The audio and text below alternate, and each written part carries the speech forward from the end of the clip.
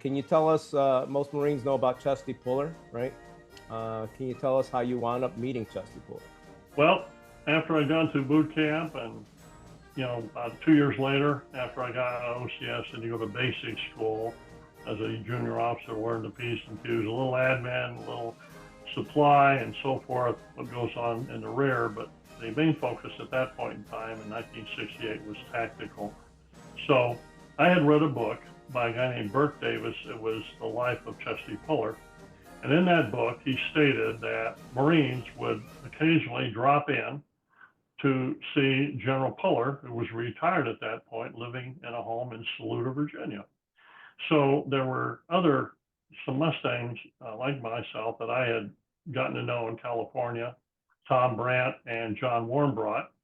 And we were almost through the basic school, getting ready to go to Vietnam. And we were talking one day, we said, you know what? We had Sunday off. Let's drive down to Lowder, Virginia. Meet Chesty Puller, right? So we did. We drove down to Lowder, Virginia, south of Quantico a ways, out there near the Chesapeake Bay, and asked around town, small town, and found out where the general's home was. We pull up parallel park and walk up there, and there's a plate on the door, LB Puller, USMC, retired. Wow. Knocked on the door.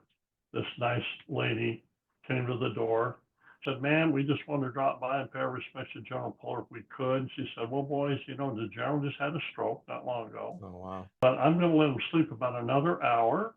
And she said, "I'll wake him up, and I'm sure he's going to want to come out and meet you and say hello."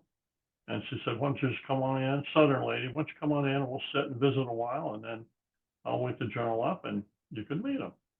So very gracious, kind.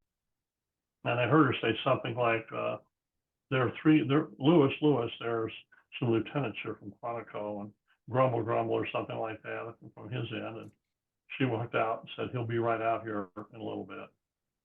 So occasionally I could sort of look over there and I could see him a little bit back and forth. Well, he came out, he had a white starch shirt, a tie. He's not a physically imposing man size-wise. He was 5 foot something, but this isn't a 6'4" guy. Okay, Looks like got it.